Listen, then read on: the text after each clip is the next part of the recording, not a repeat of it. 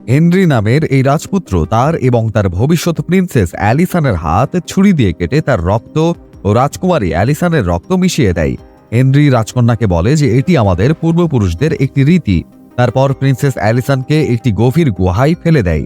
Allison বুঝতে পারে না যে কেন এটি তার সাথে করা হচ্ছে। সে জোরে চিৎকার করে এবং গুহা থেকে বেরিয়ে আসার জন্য অনেক চেষ্টা করে, কিন্তু বের হতে পারে না।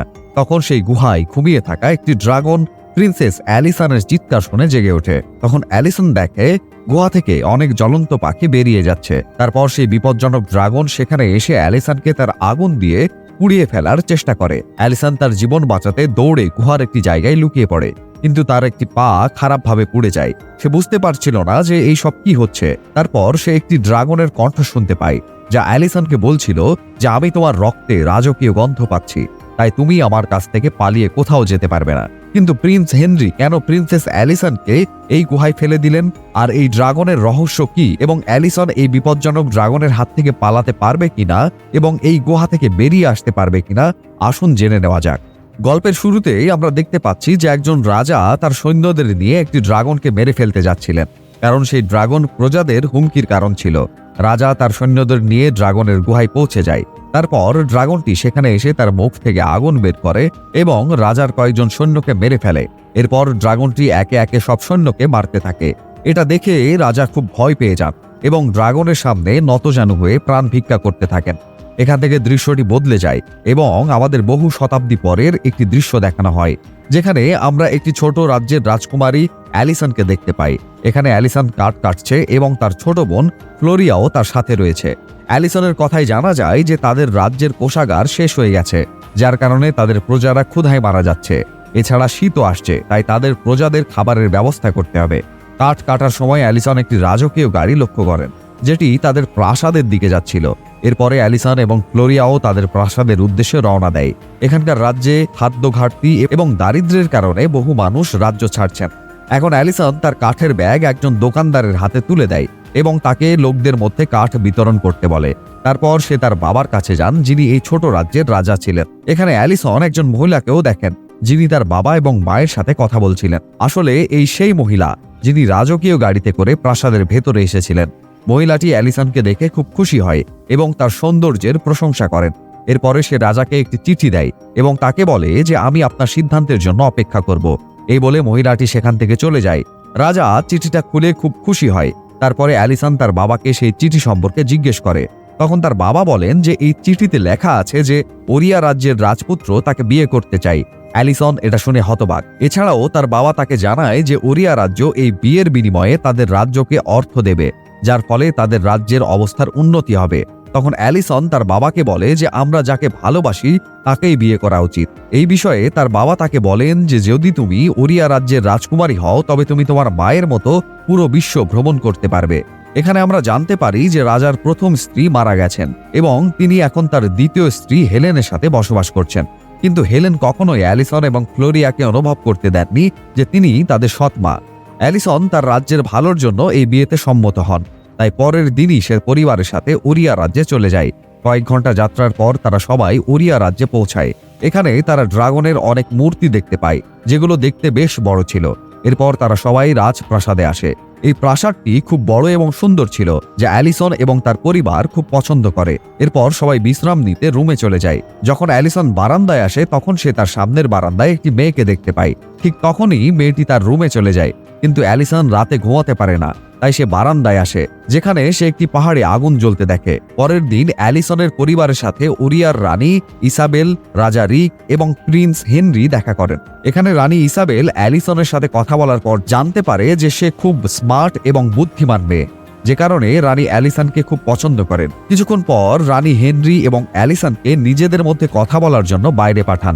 তারপর অ্যালিসন হেনরিকে বলে যে আমি আমার রাজ্যের জন্য এই বিয়ে করছি, কারণ এই বিয়ের কারণে আমাদের রাজ্য অর্থ সাহায্য পাবে। অ্যালিসনের হেনরিকে পছন্দ হয়েছে, তাই সে হেনরিকে বলে যে সে বিয়েতে খুব খুশি। এরপরে হেনরি অ্যালিসনকে তার রাজ্য দেখানোর জন্য নিয়ে যায়। এরপর অ্যালিসন একটি পাহাড়ের দিকে নির্দেশ করে এবং হেনরিকে বলে যে সে গত রাতে এই পাহাড়ে আগুন জ্বলতে দেখেছিল। তখন হেনরি বলে যে আসলে এই পাহাড়ে আমরা একটি প্রাচীন আচার পালন করেছিলাম, যা বিয়ের আগে করা হয়ে থাকে। এছাড়া হেনরি বলে যে বিয়ের পরেও এই আচার পালন করা হবে। অন্যদিকে আমরা রানী ইসাবেলকে দেখতে পাই, যিনি অ্যালিসনের বাবার সাথে বিয়ের বিষয়ে কথাবার্তা বলছিলেন। কিন্তু কথাবার্তা বলার পর অ্যালিসনের বাবা যখন বেরিয়ে আসে তখন তাকে খুব বিরক্ত দেখায়। তাই হেলেন তাকে কথাবার্তা সম্পর্কে জিজ্ঞেস করে। তখন হেক্টর বলে যে তারা আমাদের মেয়ের বিনিময়ে অনেক টাকা দিতে চেয়েছে। কিন্তু হেলেন বুঝতে পারে যে কিছু একটা গরমিল আছে, তাই সে হেক্টরকে পুরো ঘটনা বলতে বলে, যার কারণে হেক্টর তার উপর রেগে যায় এবং তাকে কিছু বলতে অস্বীকার করে। তাই হেলেন এ বিষয়ে কথা বলতে রানীর কাছে যায়, যেখানে ইসাবেল হেলেনকে অপমান করে। আসলে ইসাবেল হেলেনকে তার দারিদ্র্যের জন্য কটূক্তি করেছিল। এছাড়াও রানী তাকে বিয়ের পরে প্রাসাদ ত্যাগ করতে বলেন, যার কারণে হেলেন বুঝতে পারে যে এই রাজ্যের মানুষ শান্তিতে নেই। তাই হেলেন রাতের বেলা সরাসরি অ্যালিসন এবং ফ্লোরিয়ার কাছে যায় এবং অ্যালিসনকে বলে যে এই রাজ্যের লোকেরা খুব অদ্ভুত এবং তোমার বিয়ে করা উচিত নয়। এছাড়াও তিনি রানী এবং হেক্টরের মধ্যে করা চুক্তির কথা বলেন এবং বলেন যে চুক্তির পরে তোমার বাবার খুব খারাপ লাগছিল এবং তিনি আমাকে কিছু বলেননি। তখন অ্যালিসন বলে যে আপনি এই সম্পর্কে খুব বেশিই ভাবছেন। এদিকে হেক্টর সেখানে পৌঁছে হেলেনকে বিশ্রাম নিতে বলে তাকে নিয়ে যায় এবং পরের দিন অ্যালিসন এবং হেনরি বিয়ে করেন। এরপর অ্যালিসনকে ওরিয়া রাজ্যের রাজকুমারী করা হয়। এরপরে অ্যালিসন তার পরিবারের সাথে শেষবারের মতো দেখা করে, কারণ তার পরিবার তাদের বাড়িতে ফিরতে চলেছে। এখন হেনরি এবং অ্যালিসন রাজকীয় অনুষ্ঠান করতে পাহাড়ে যায়। এই পাহাড়ে একটি গুহাও ছিল। এখানে রাজপরিবারের সবাই অদ্ভুত মুখোশ পরে দাঁড়িয়েছিল এবং তারা সবাই হেনরি এবং অ্যালিসনের জন্য অপেক্ষা করছিল। রানী ইসাবেলও এখানে ছিলেন, যিনি তাদের উভয়কে স্বাগত জানিয়েছিলেন। অ্যালিসনকে বলেছিলেন যে আমাদের রাজ্যকে বাঁচাতে আমাদের এই অনুষ্ঠান করতে হবে। তিনি আরও বলেন যে আমাদের পূর্বপুরুষরা জানতে পেরেছিলেন যে এখানে একটি দানব বাস করে যে আমাদের মানুষকে খায়। তাই আমাদের পূর্ব রাজা প্রতিশোধ নিতে এই গুহায় এসেছিলেন, কিন্তু সেই দৈত্য রাজার সমস্ত সৈন্যদের মেরে ফেলে, যার ফলে রাজা সেই দৈত্যকে ভয় পেয়ে যায় এবং নিজের জীবন বাঁচানোর জন্য সেই দৈত্যের সাথে চুক্তি করেন। এই চুক্তিতে দৈত্য রাজার কাছে তার 3 কন্যা চেয়েছিল এবং রাজা রাজি হন এবং তারপর থেকে দৈত্য তার রাজ্যের লোকদের হত্যা করা বন্ধ করে দেয়। এরপর যখনই ওরিয়া রাজ্যের কোনো রাজপুত্র বিয়ে করেন তখনই তাকে তার স্ত্রীর সঙ্গে এই অনুষ্ঠানের জন্য আসতে হয়। এখন রানী অ্যালিসনকে একটি সোনার মুদ্রা দিয়ে সেই মুদ্রাটি গুহায় ফেলে দিতে বলে আচার শুরু করেন। তারপরে তিনি একটি ছুরি দিয়ে অ্যালিসন এবং হেনরির হাতের তালু কেটে দেন এবং তাদের হাত একত্র করেন। এভাবে আচারটি সম্পূর্ণ হয়। এরপর হেনরি অ্যালিসনকে কোলে নিয়ে সেখান থেকে চলে যায়, কিন্তু তারপর হঠাৎ হেনরি অ্যালিসনের কাছে ক্ষমা চান এবং তাকে গুহায় ফেলে দেন। অ্যালিসন সেই গুহায় পড়ে অজ্ঞান হয়ে যায়।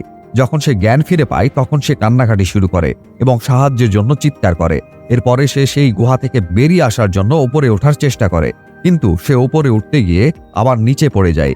এখানে অ্যালিসন অনেক গয়না এবং জামা কাপড় দেখতে পায়, যা অ্যালিসনের আগে এখানে ফেলে দেওয়া রাজকন্যাদের ছিল।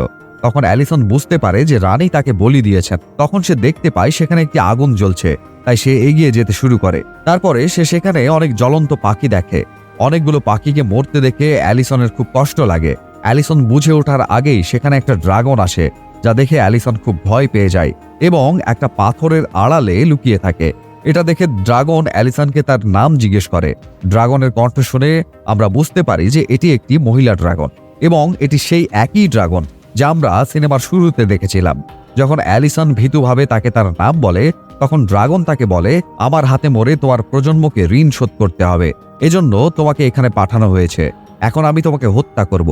এছাড়াও সে অ্যালিসনকে বলে যে আমি তোমার শরীরে রাজকীয় রক্তের গন্ধ পাচ্ছি। এটি শুনে অ্যালিসন তার কাটা হাতের দিকে তাকাতে শুরু করে, যা হেনরির রাজকীয় রক্তে রঞ্জিত ছিল। অ্যালিসন সেই ড্রাগনের ভয়ে পালাতে শুরু করে। ড্রাগন তখন অ্যালিসনকে আগুন দিয়ে আক্রমণ করে, কিন্তু অ্যালিসন কোনোভাবে এক গুহায় প্রবেশ করে আগুন থেকে রক্ষা পায়। এখানে অ্যালিসন একটি মেয়ের মৃতদেহ দেখতে পায়। এই মেয়েটি আর কেউ নয়, সেই একই মেয়ে যাকে অ্যালিসন প্রাসাদের বারান্দায় দেখেছিল। তার মানে হেনরি সেই মেয়েটিকে অ্যালিসনের আগে বিয়ে করেছিলেন এবং তারপর তাকে বলি দেওয়া হয়েছিল। এখন ড্রাগনও সেই গুহায় এসে আগুন দিয়ে আক্রমণ শুরু করে, তাই সেখান থেকে পালিয়ে যায় অ্যালিসন। কিন্তু এরই মধ্যে আগুনে তার পা পুড়ে যায়। অ্যালিসন দ্রুত তার কাপড় ছিঁড়ে এবং তার পোড়া ক্ষত ব্যান্ডেজ করে। তারপরে সে তার লকেটের মধ্যে একটি জ্বলন্ত কয়লা রাখে এবং এর আলোতে গুহা থেকে বেরিয়ে আসার পথ খুঁজতে থাকে, যেখানে সে খুব সরু পথ দেখতে পায়। তাই সে সেই পথে এগিয়ে যায়, কিন্তু সেই পথে আরও এগিয়ে যেতেই গভীর খাদে পড়ে যায়, যার কারণে সে গুরুতর আহত হয়। তবুও কোনো রকমে সে সাহস জোগাড় করে উঠে দাঁড়ায়। এখানে তার সামনে সে একটি নীল আলো দেখতে পায় এবং সেখানে একটি পথও রয়েছে, কিন্তু পথের মধ্যে ফাঁক ছিল। তাই সেই রাস্তায় পৌঁছাতে লাফ দিয়েছিলেন অ্যালিসন। কিন্তু সে খাদের ওপারে পৌঁছাতে না পেরে নিচে পড়তে থাকে। তখন অ্যালিসনের তার কাছে থাকা ছুরির কথা মনে পড়ে, যেটি সে তার পোশাকের ভেতরে রেখেছিল। এখন অ্যালিসন দ্রুত ছুরিটি বের করে পাথরের মধ্যে ঢুকিয়ে দেয় এবং সেই ছুরির সাহায্যে ওপরে উঠে যায়। খাদের ওপারে এসে সে অনেক পোকা দেখতে পেল, যেখান থেকে নীল আলো জ্বলছে। অ্যালিসন সেই পোকাগুলোকে একটি কাপড়ে রেখে একটি বাতি তৈরি করে এবং বাইরে বের হওয়ার সন্ধান করতে থাকে এবং রাস্তায় সে বরফ দেখে, যেখান থেকে পানি গড়িয়ে পড়ছিল। অ্যালিসনের তৃষ্ণা লেগেছিল, তাই সে বরফের নিচে দাঁড়িয়ে পানি পান করার চেষ্টা করে। এই সময় ড্রাগনটি বরফের উপর থেকে আসে এবং তার আগুন দিয়ে বরফ গলিয়ে নিচে নেমে আসে। তাই অ্যালিসন দ্রুত পালিয়ে যায় এবং লুকানোর জন্য একটি গুহায় নেমে যায়। এখন যেহেতু এই গুহাটি খুব সরু ছিল, যার কারণে ড্রাগনটি সেখানে আসতে পারেনি। তাই ড্রাগন অ্যালিসনকে বলে যে তুমি আমার কাছ থেকে পালাতে পারবে না, কারণ আমি এখন পর্যন্ত এখানে আসা সমস্ত মেয়েকে হত্যা করেছি। এরপরে অ্যালিসন এই গুহার অন্য দিকে চলে আসে, যেখানে একটি দেওয়ালে অনেক মেয়ের নাম দেখতে পায়। এছাড়া দেওয়ালে লেখা ছিল আপনি এখানে ড্রাগন থেকে নিরাপদ। এখানে অ্যালিসন বুঝতে পারে যে রানী এর আগেও অনেক মেয়েকে বলি দিয়েছেন। ব্যথার যন্ত্রণায় অ্যালিসন ঘুমিয়ে যায় এবং সেই সময়ে অ্যালিসন সেই মেয়েদের স্বপ্নে দেখে যাদের নাম দেওয়ালে লেখা ছিল। তাই সে ভয়ে জেগে উঠে দেখে যে তার ক্ষতস্থানে নীল রঙের পোকা বসে আছে। তাই সে দ্রুত তার ক্ষত থেকে সেগুলো সরাতে শুরু করে। তারপর সে দেখে তার পায়ের ক্ষত ওই পোকামাকড়ের কারণে সেরে গেছে। এরপরে সেই পোকামাকড়গুলোর সাহায্যে সে তার হাতের ক্ষত সারিয়ে তোলে এবং সেই পোকাগুলোকে কাপড়ের মধ্যে রেখে চারপাশ দেখতে থাকে। এখানে সে দেওয়ালে একটি মানচিত্র দেখতে পায়, যা একটি মেয়ে তৈরি করেছিল এবং অ্যালিসন ওই মানচিত্রটি মনোযোগ সহকারে দেখে এবং মানচিত্রে দেখানো পথে এগিয়ে যেতে শুরু করে। এখানে কিছু দূর যাওয়ার পর সে সূর্যের আলো দেখতে পায়, কিন্তু সেই আলোতে পৌঁছতে হলে তাকে ধারালো ক্রিস্টালের তৈরি একটি গুহা অতিক্রম করে উপরে উঠতে হবে। তারপর অ্যালিসন ভিক্টোরিয়া নামে একটি রাজকুমারীর মুকুট দেখতে পান। অ্যালিসন সেই মুকুটের সাহায্যে ওপরের দিকে উঠতে শুরু করে। তারপর ড্রাগন সেখানে যায় এবং নিচ থেকে অ্যালিসনকে দেখতে শুরু করে। এদিকে একটি ক্রিস্টাল ভেঙে যায়, যার ফলে অ্যালিসন পড়ে যায়, কিন্তু কোনোভাবে সে নিজেকে নিয়ন্ত্রণ করে আবার উপরে উঠে যায়। এখানে সে বেরিয়ে আসার পথ দেখতে পায়, কিন্তু সামনের দিকে এগিয়ে যাওয়ার সাথে সাথে সে বুঝতে পারে যে সে অনেক উচ্চতায় আছে, এখান থেকে পড়ে গেলে সে মারা যাবে। এদিকে সে 4 সৈন্যকে পাহাড়ের দিকে আসতে দেখে। তাদের দেখে অ্যালিসন সাহায্যের জন্য চিৎকার করতে শুরু করে, কিন্তু উচ্চতার কারণে তার কণ্ঠ সৈন্যদের কাছে পৌঁছতে পারে না। তারপর হঠাৎ ড্রাগন পাহাড় থেকে বেরিয়ে এলো এবং অ্যালিসনকে আক্রমণ করে। অ্যালিসন পিছু হটে। তখন ড্রাগন রাগ করে তাকে বলে যে ওরিয়া রাজ্য আমার সাথে একটি চুক্তি করেছে যে তারা আমাকে তাদের প্রতিটি প্রজন্ম থেকে 3টি করে রাজকন্যা দেবে এবং তুমি এই প্রজন্মের দ্বিতীয় রাজকুমারী। এ বলে সে অ্যালিসনকে আগুন দিয়ে আক্রমণ করে, কিন্তু তারপরে কেউ ড্রাগনের গুহায় আসে এবং অ্যালিসনকে খুঁজতে শুরু করে, যার কারণে ড্রাগন অ্যালিসনকে ছেড়ে তার গুহায় ফিরে যায়। এখানে গুহার ভেতরে অ্যালিসনের বাবা ছিলেন, যিনি তার 3 সঙ্গী নিয়ে অ্যালিসনকে বাঁচাতে এসেছিলেন। অন্যদিকে অ্যালিসনও গুহায় ফিরে আসে, যেখানে সে এগিয়ে যাওয়ার সাথে সাথে এক জায়গায় প্রচুর সোনা এবং 3টি মৃত ড্রাগন শিশুর হাড় দেখতে পায়। তাদের দেখেই অ্যালিসন বুঝতে পারে কয়েক শতাব্দী আগে রাজা যখন এখানে এসেছিলেন তখন তিনি ড্রাগনের বাচ্চাদের মেরেছিলেন। তাই ড্রাগন রেগে গিয়ে রাজার সমস্ত সৈন্যদের মেরে ফেলে এবং রাজা যখন ড্রাগনের সামনে নতজানু হয়ে প্রাণ ভিক্ষা চাইল, তখন ড্রাগন তার জীবনের বিনিময়ে তার সাথে চুক্তি করল যে রাজাকে প্রতি প্রজন্মের কাছ থেকে 3টি করে রাজকন্যা ড্রাগনের কাছে হস্তান্তর করতে হবে, যাতে সে তার পুরো বংশকে ধ্বংস করে তার প্রতিশোধ নিতে পারে। কিন্তু ওরিয়া রাজ্য কখনোই তার রাজকন্যাদের ড্রাগনকে দেয়নি, বরং তারা তাদের রাজকুমারকে দরিদ্র রাজ্যের রাজকন্যাদের সাথে বিয়ে করাতো এবং তারপর তাদের হাতের তালু কেটে রাজকুমারের রক্ত মিশিয়ে দিয়ে গুহায় ফেলে দিত, যার কারণে ড্রাগন সেই মেয়েদের রাজকীয় রক্তের গন্ধ পেত এবং সে তাদের সত্যিকারের রাজকন্যা ভেবে মেরে ফেলত। হেক্টর এবং তার সৈন্য অ্যালিসনকে ডাকতে থাকে। তারপর ড্রাগন সেখানে আসে এবং হেক্টরের 2 সৈন্যকে হত্যা করে। তারপর ড্রাগনটি হেক্টরের সামনে এসে তাকে এখানে আসার কারণ জিজ্ঞেস করে। হেক্টর বলে যে আমি আমার মেয়েকে চাই এবং তাকে না নিয়ে আমি এখান থেকে যাব না। এই বলে হেক্টর তার তরোয়ালটি ড্রাগনের দিকে তাক করে। এখানে অ্যালিসনও একটা পাথরের আড়ালে লুকিয়ে সব দেখছে। তারপর ড্রাগন হেক্টরকে ধরে ফেলে এবং বলে যে তোমার মেয়ে এখানে লুকিয়ে আছে, কারণ আমি তার রক্তের গন্ধ পাচ্ছি। এরপরে ড্রাগন হেক্টরকে অ্যালিসনকে তার সামনে আসতে বলে, কিন্তু হেক্টর তা করে না। পরবর্তীতে সে তার মেয়েকে ডাকে এবং তাকে ড্রাগনের সামনে আসতে মানা করে। তিনি কাঁদেন এবং অ্যালিসনের কাছে ক্ষমা চান, কারণ তার চুক্তির কারণে রানী অ্যালিসনকে হেনরির সাথে বিয়ে করিয়েছিলেন এবং তারপরে অ্যালিসনকে এখানে বলিদানের জন্য পাঠিয়েছিলেন। কিন্তু পরে হেক্টর তার মেয়ের জন্য খুব দুঃখ বোধ করেন, তাই তাকে বাঁচাতে গুহায় আসেন। এরপরে ড্রাগন হেক্টরকে হত্যা করে যার কারণে অ্যালিসন দুঃখে কাঁদতে থাকে। তারপর ড্রাগন তার কণ্ঠস্বর শুনে তার কাছে আসতে শুরু করে।